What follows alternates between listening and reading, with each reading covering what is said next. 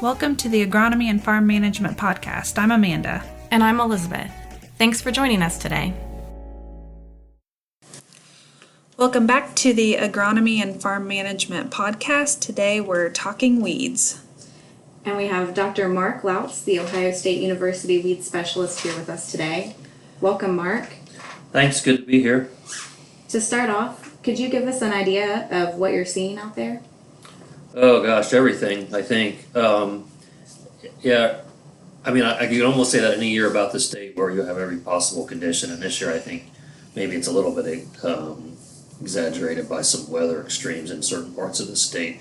We have some guys that haven't been able to get in because it's been wet or windy, and of course we have some issues with some guys probably planning to spray some dicamba, and so they have some restrictions on that are even more strict than maybe on some other chemicals, so that would impact them also. So there's some big weeds out there. Giant ragweed I think is always a big offender there, given that you took care of your mare's tail well enough, it burned down and your residuals are working, and we've certainly had enough rain I think in most cases for residuals to work, and in some cases probably enough rain they're going to start to break at some point. So giant ragweed's your issue, and especially if you're just using glyphosate still, or using contact products, mixing glyphosate with Flexstar, or using Liberty. You have a size there that you need to get in by, and you're better off to do that, and then come back a second time post-emergence if you need to. But in some cases where guys are wet and they just get bigger by the time they get in, that'll be it. They'll just have to pull the trigger and load up and use as higher rates I think as they can. If they are using dicamba, it'll probably annihilate what's out there at least for a few years. So that's probably not as much of a concern, which is good because again you have a lot of weather restrictions on that. Yeah, so you mentioned weather a few times. This year's been somewhat challenging for different parts of the state. Now, it seems like the last few years we just have so much wind in the spring, and then when we get wet, that's a challenge too. So how does that come into play? Yeah, I agree with that. Our perception also is that there's more wind, and especially if you listen to Jim Knoll, our weather guy, he says we have more sort of extremes. So we have, I think, not necessarily more wind all the time, but just higher wind certainly at times I think than we've had. And I know it's an issue, and what we've talked about for years is enough residual herbicide to create you the right window so that you have flexibility to get in when the weather is good. And I think with most of the states using residual herbicides, we hope we don't go backwards on that. So that's really the thing, I think. And then what you're typically coming back for, depending on your resistance and what your history is common ragweed, giant ragweed, grass, right? In some cases some mare's tail, but you don't have to deal with it post if you do the right thing pre, and then water hemp, and hopefully not palmer amaranth, but a few people with palmer amaranth. So what you're trying to do is create the right situation so those don't get away from you. Palmer amaranth and water hemp really have to be controlled by the time they're 2 inches, 3 inches tall in the case of palmer amaranth, to really 4 to 6 in the case of water hemp. So you're trying to create that right window, and if you do, I think you have flexibility. But then we have guys covering a lot of acres, and then you have issues of depending on when you plant it and how fast the crop's progressing. You're bumping up against herbicide restrictions that are R1 and R2 and things like that. So it's an issue. I'm not sure there's an easy solution, but certainly using enough residual and then kind of knowing what your different options are post. Like, can I add Flexstar? Can I bump my rate? One of the nice things on the newer beans coming out, even if it's a dicamba bean, apparently we'll have the glufosinate Liberty Link traded in at some point, and the enlist bean. So you have some different options that maybe, depending on what your weather's doing, you could say, okay, well I can't spray dicamba in this weather, but I would be able to spray Liberty. Mm-hmm. So that's just a situation we're going to have. Guys are so big. Yeah. But yeah, I agree though. I think the weather extremes are there, where it seems to be climate change or whatever, where we're just having these extremes of wind and rain and everything. So you mentioned, fall herbicide applications being part of giving yourself that window in the spring. Are you seeing a large difference between fields that had a fall applied herbicide compared to ones that didn't? Yeah, the fall applications we've promoted for years, and more lately it's been for mare's tail, right? And that's because if you look at our spring options for mare's tail, 2,4-D and Sharpen, there's nothing that's bulletproof.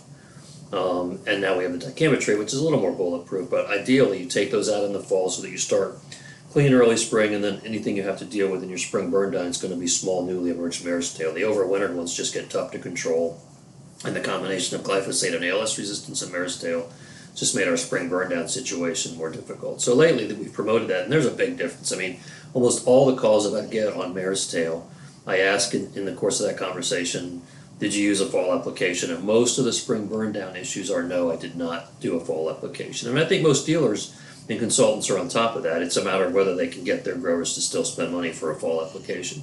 Historically, we started doing fall applications because we built up populations of dandelion and chickweed and dead nettle, and it was just difficult to get fields to dry out so you could plant and even I was hearing from people, I can't get my tillage equipment through my chickweed, it's falling up. So that's sort of the long history, and then we got into mare's tail. So the prediction would be if you start to take out fall applications, your spring mare's tail situation is going to, a burn down situation is going to get more difficult again, right?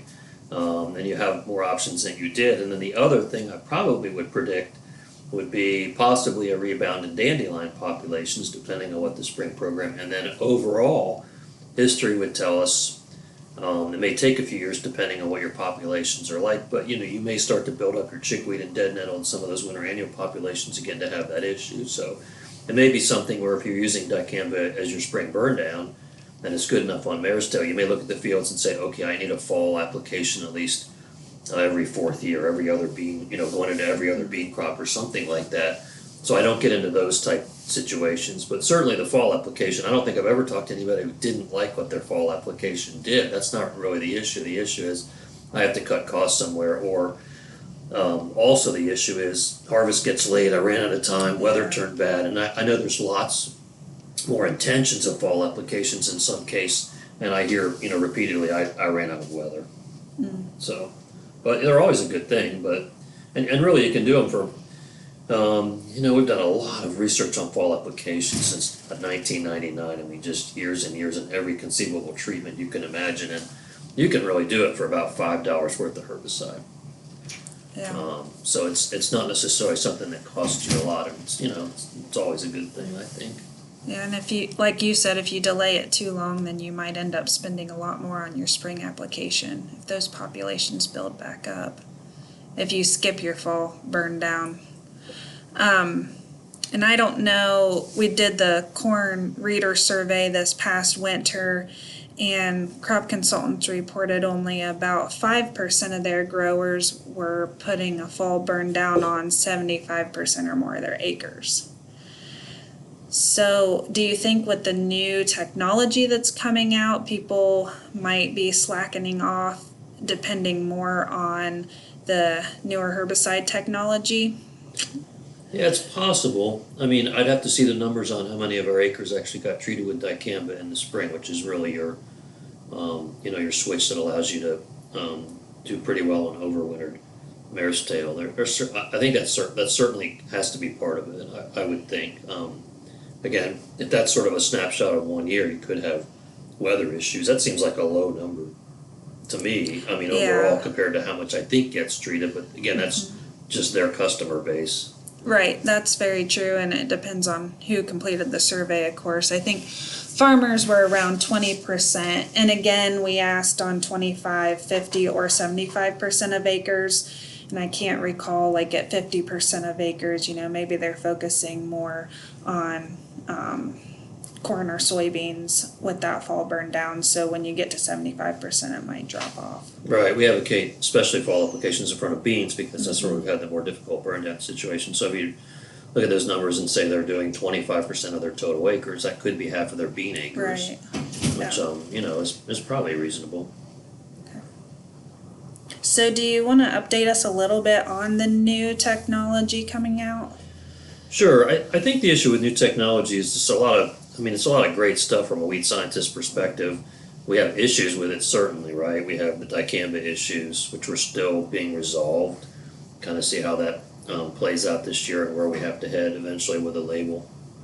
And we certainly have herbicide resistance to current herbicides, glyphosate, ALS inhibitors. So I think we need new technology.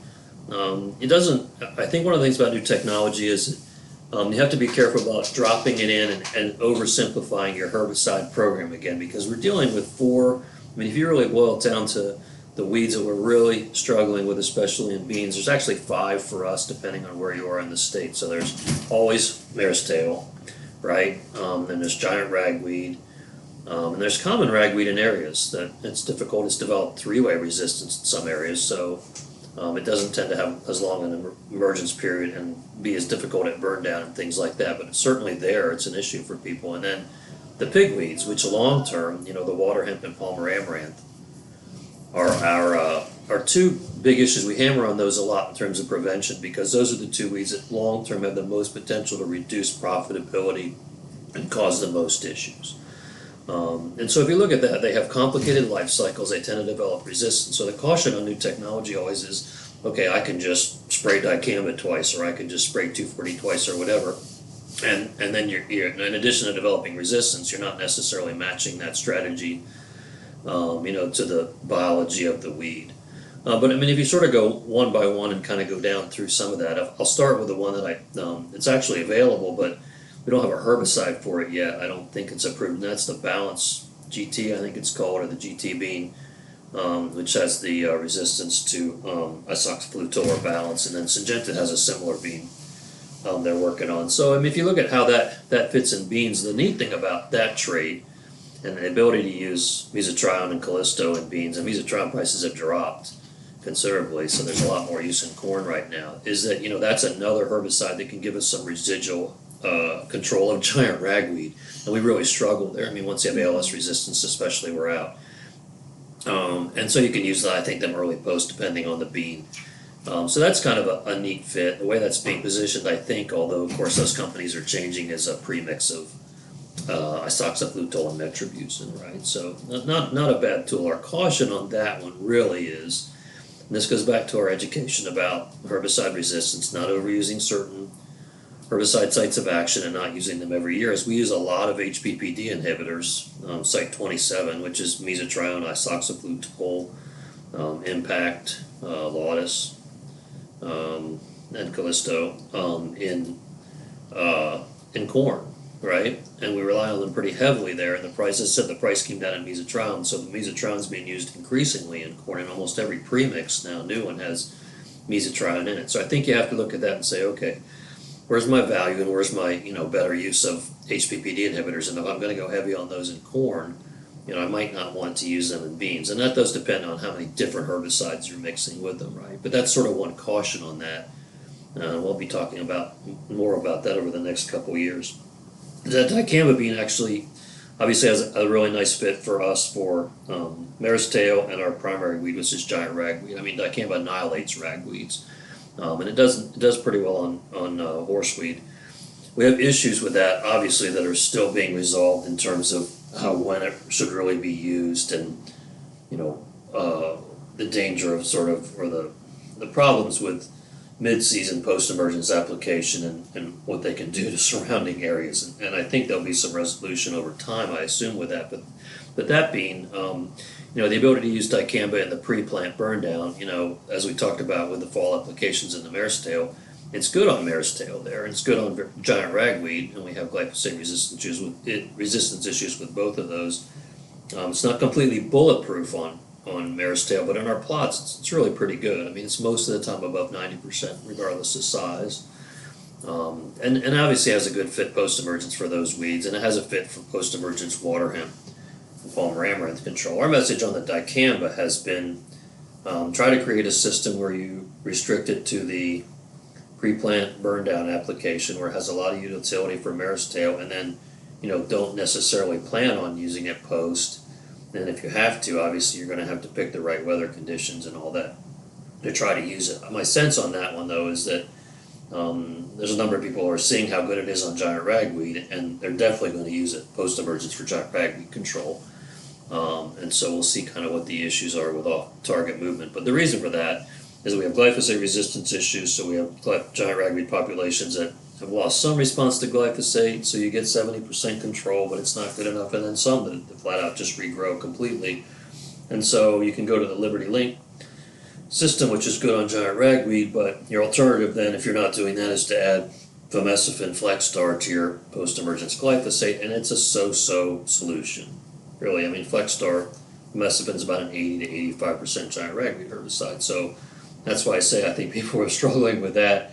Then they look over here and say, okay, that's dicamba post, and that's really good.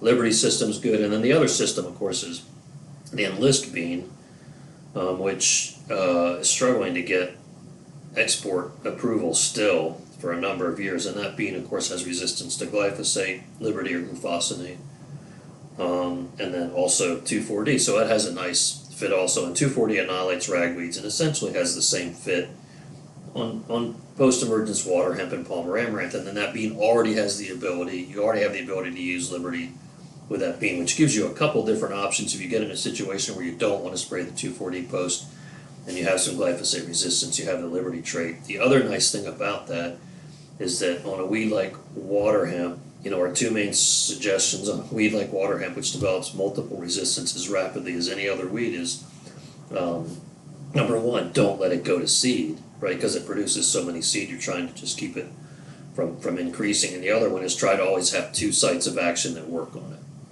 which in theory will help slow down the development for resistance to either one. Not completely. That's why we talk about eliminating seed production. So that's the advantage of that. The disadvantage or issue with the Enlist bean is it does not solve our pre-plant 2,4-D issue on mare's tail if you haven't done a fall application. Mm-hmm. And we have data on this, and we have a couple studies. We had one last year, we have a couple this year looking at alternatives, like if I use it in my pre and it doesn't work completely, what are my post options besides just respraying with 2,4-D, which is basically resistance 101. And so we're looking at some possible solutions, or how can I alter my burn down so that I get effective burn down? Like, can I mix gramoxone with the 2,4-D and metribuzin, or what are my different options are? So our recommendation in that being ideally is you still do a fall application so you don't have those issues, or you're going to have to alter your burn down. And the system works. I mean, the danger with a system like that is, and actually the dicamba system both, is you can take both of those at least short term and say, okay, I'll spray glyphosate dicamba pre, and I'll come back with the same thing, no residuals. And I can do the same thing in the Enlist bean and make it work, but for how long? It also doesn't take into account what you talked about, wind and weather. So if you decide, I'm taking out residuals, which is what we're all scared of, people will, then, you've controlled it at burn down, but you've got everything coming up and you don't have that flexibility in your post window. So I'm hoping we're kind of past that point where people will try to take residuals back out of their soybean program. But I'm sure someone will. So, but those are all good systems. The 2,4-D, as far as we know, has, we have to count on, just like we had to count on Monsanto and BASF, weed scientists were not till now developing independently volatility research with any of those new formulations. I think now some weed scientists are working with BASF and Monsanto on the dicamba, but the Dow, or the 2,4-D, we still have to take Dow DuPont's word that has reduced volatility. And 2,4-D historically has fewer volatility issues in dicamba and can be more easily modified by changing the formulation, like amine versus ester. So we're sort of, we're assuming that we're going to have fewer issues, but it has some of the same restrictions. I don't know if those will get more restrictive because of the issues we've had with dicamba, but it has some of those same restrictions on a buffer, right, and wind speed, and a label that says you have to use exactly this nozzle, these nozzles at exactly this pressure, and things like that. So, those are good systems. Our two issues have been, don't oversimplify your system, or 3 issues. Make sure you're not picking a system that ignores the biology of the weed, and then again, you have to take into account your long-term resistant development potential. So if you're going to decide, okay, I can spray 2,4-D on giant ragweed every year post-emergence that I plant beans, about the 4th or 5th time you do that, you're at risk of having plants come through. Yeah, I think that's a pretty critical point, because if we develop resistance there, then where do we go next? There's not a whole lot of options after. Right, we keep saying that as weed scientists, and then we've been making that threat for years. We're not going to have any new products, and then we keep bailing everyone out. Yeah. But I think you're right. New active ingredients have just been really slow, and especially active ingredients and new sites of action that work on those 5 weeds. We just really struggle. So you're inserting older herbicides back in. So for example, the isloxaflutol, the balance is as I said, it's a neat system, but now we're overusing that one, right? So yeah, at some point now, by the time all that stuff gets broken, I'll probably be retired, so it won't matter at that point, right? Elizabeth and I will be here to pick up the pieces. No, we're not. We're pretty far away from retiring. Right. You can Unfortunately. still call me and I'll say how I feel for you. So in those 5 weeds you talked about, one in particular is one that we really weren't talking about 5 to 10 years ago, which is water hemp. It's really moved into the state and kind of taken over pretty quickly. And then there's another weed that I don't think that you mentioned, Palmer amaranth, that is a growing concern as it appears in some areas of the state. Can you talk a little bit about why those weeds are coming in and why they're spreading so quickly? Right. So, I mean, the water hemp was the original glyphosate-resistant weed in places like Illinois and Missouri and Iowa, whereas we developed giant ragweed and mare's tail, especially mare's tail first. So I've been surprised we haven't had more water hemp than we have. And we have a few pockets in the state like West Central, Ohio, Dark County, and some places like there that probably have it about as long as anyone else has. And those populations have developed the 3-way resistance that they developed in Illinois. So I have been a little surprised. Water hemp is out of the barn now, I think, kind of running. My working theory on water hemp is we shifted to residual herbicides. We probably didn't have as many inherently native populations of water hemp maybe as they did further west, but I think it was there. And I think what happened was we shifted to residual herbicides for mare's tail control and probably giant ragweed control, and we took good care of it for a while, and then I think we started missing it in our post applications, right? So we still were dealing with it post emergence, and it's been creeping up, and it produces so much seed. So that one, you can sort of draw a curve where I have X amount of seed production from a weed, and you have sort of a lag period, and then it starts to take off. And weed like giant ragweed, that can be kind of a long lag period, but for water hemp and Palmer, they're producing a couple 100,000 to upwards of 1 million seeds per plant, so that lag period is like a year, right? So once you reach that time, and I've seen it in a number of fields where guys said, I didn't have this weed last year, and it was out of control, so they had at least some, but you have a very short period, and I think we're in that now with water hemp at multiple places in the state, right? We have a sort of starting to get some small epicenters. I know Ed Lentz is dealing with it up in Findlay areas and places like that. So I think it's here now, and we have it. I think we can expect to continue to see that increase. Palmer amaranth, our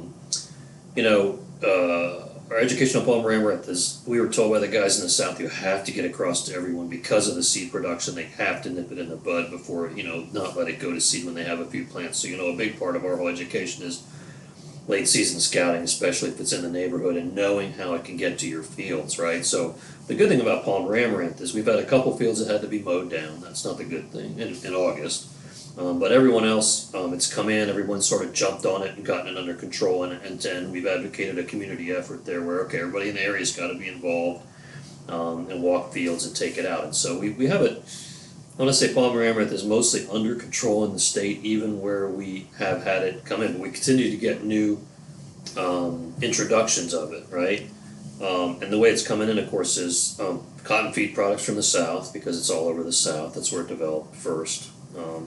And then some of the crop and wildlife seed coming from places like Kansas, Texas can have it in there. That's sort of a whole other issue. And then spread by machinery and also birds. And then in a local area, both water hemp and Palmer can spread by flooding. Right, I hear about water hemp a lot that way, spreading by flooding. So you want to know, okay, if I'm getting used machinery, where is it coming from? If I got a guy I'm taking manure from, that's what's he feeding? Right, do I have a potential for that? Somebody's custom harvesting for me, where's that combine bin? And then you can always, the crop and wildlife seed, ODA will still test that to see if there's Palmer amaranth in it. So you want to know how it can get in there. So the good news about Palmer is, it's fairly restricted. I say we're cautiously optimistic about Palmer, I guess maybe is one way to put it. But the state, I think's on high alert for Palmer, and as soon as it comes in, everyone sort of jumps on it. So we're hoping that continues. There's enough water hemp already. We're really past that point. So, in water hemp, Aaron Hager from Illinois came over to a meeting that we had over in Botkins and did a really nice job. They've been dealing for water hemp for a long time. The University of Illinois knows more about water hemp probably than anybody else does. And he had a couple messages, but one of them was, ultimately you have to shut down seed production. It doesn't matter how you rotate your herbicide program or what kind of diversity you have there, that you will always select for a few plants that have resistance to that because it has that inherent variability. And they have waterhemp populations with definitely 5-way resistance now, and also another mechanism of action, which is enhanced degradation, which confers resistance to more than one site of action at a time. So it's a scary weed long term. So not necessarily a burn down weed, but comes up through a lot of the season into July, late June, July. Palmer amaranth comes up all year, which is one of the reasons it's a big issue. So Palmer amaranth, if you go in late July or August for a field that is infested and you pull back the beans, you'll see a new flush of Palmer amaranth down there. You won't typically see that for waterhemp. And of course that's the reason, like in the South, they've been advocating gramoxone after corn harvest to take out the plants that are still there. For us, I typically tell people I think the frost is going to get those before they produce seed, but in a silage corn situation, you can cut them off and they'll come back and produce seed still. So Palmer amaranth is just it's an amazing weed. The Achilles heel on both those weeds is they have a relatively short soil seed life, in the order of several years for most of it. So again, Aaron showed some really nice numbers over there at the Bakkens meeting about if you just control it for 3 to 4 years, your population's back very, very low. You can do that with giant ragweed too. And that's the only saving grace with Palmer amaranth also. So your program for both of those is good residuals, in both corn and beans really. Good residuals, hopefully a couple different residuals, but then your strategy can vary with your post-emergence. And for both those, giant ragweed, we spray a lot of giant ragweed really big, but if you look at our recommendations for giant ragweed, typically what we say is spray the first time when they're about 6 to 10, and then come back if you need to. Which you're forced to even if you put residual down, because when they're 6 to 10 inches tall, all the other weeds are just coming out of the ground, right? If you put a good residual down, the recommendation for Palmer is up to 3 inches tall posts, and waterhemp up to, maybe a little bit bigger than that. So knowing that you have more coming, you have a couple different things you have to think about. One is, what type of resistance do I already have in the population? We're assuming most of it's glyphosate resistant, some of it's already PPO, like Flexstar resistant. So you have a size issue, making sure you get it when it's small. What can I spray that still works? And then typically you're early enough, depending on how well your residuals worked, you can be early enough with your post still that you need more residual, or you're going to have to spray post again. So the adaptation that's been made for both those weeds that we haven't largely had to do is to add like a dual metallochlor product or Zidua or something like that to the post application to hopefully give you enough residual control after that you don't have to spray post-emergence again. We haven't done it because it doesn't work on mare's tail and giant ragweed. We don't have weeds, we don't have herbicides you can add at that time to give you residual, right? It largely doesn't work. But it does work for those weeds, and then you're hoping you don't have to spray again post-emergence. And then the other modification that's been made, because one of the things you're trying to do always with water hemp is reduce the number of weeds I'm spraying with my post-emergence, right, to reduce my selection pressure and hopefully make my herbicides last longer. So the two ways you do that is, one, you can use decent residual at planting. I mean, if you don't use residual in a water hemp situation at planting, I think it's largely game over. But then the other way that this has been done in some fields is you just come out about 3 weeks after planting before you see any plants and lay in residual, right? And then come back later with your post-emergence as you need to, which probably does a better job at reducing how much you're going to spray post. But I mean, the disadvantage of that is 3 applications, time, money, and everything else. So you don't necessarily have to do it that way. But we're trying to get, there's a program in place we have this year with several of our educators in western and northwestern Ohio to populations that people spray with a PPO inhibitor, Flexstar or Cobra, that escape. We have a program, at least for a limited number of those, to be tested for free, where you collect leaf tissue later in the season and submit it to the company we're working with and get that tested to see what our issue is with whether they have PPO resistance. Okay. But certainly that, as I said, water hemp and Palmer are our greatest long-term concerns. They really are.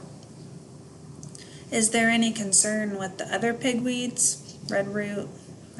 Not typically. I have to say though, we do an end of season survey. We cover about 52 counties and do transects. And after you can guess the weeds that show up in our fields at the end of the year. There's mare's tail, giant ragweed, volunteer corn, right, and then common ragweed in areas. And then we actually started picking up water hemp randomly in that survey, which we hadn't until recently, right, depending on what road we drive in what county. Red root pigweed is like weed number 5.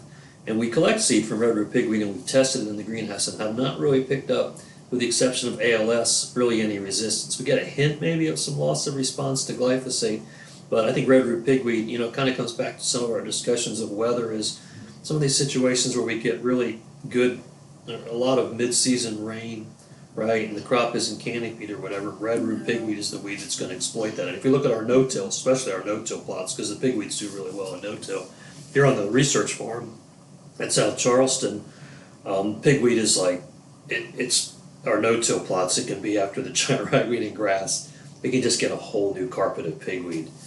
Or we're looking at it thinking, these plots were not really designed to have a second post-emergence application, but there it is. There's the pigweed. So we see the same thing.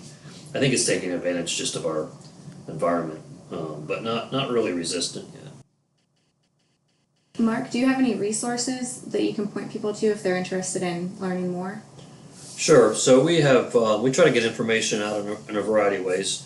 Number one is always the weed control guide, for Ohio, Indiana, and Illinois, which has basic herbicide information in it. And then if you go to the back section, the problem weed section, that's where you're going to find more detailed information on control. Like we have a couple pages on giant weed in there.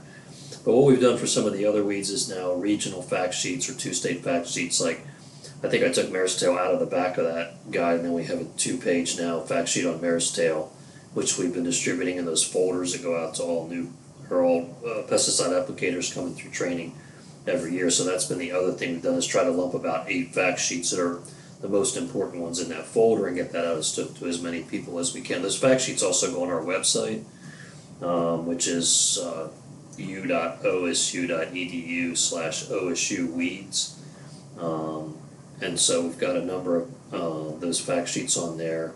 Then we have some regional fact sheets through the USB Take Action program on some of those weeds, which sometimes are a little bit more general. So, and then we have a YouTube page. So a lot of times where we do a corn article or we have something going on at the farm, we'll just shoot a few minutes of video and put it on the YouTube page. So those are probably our primary resources, along with the corn newsletter.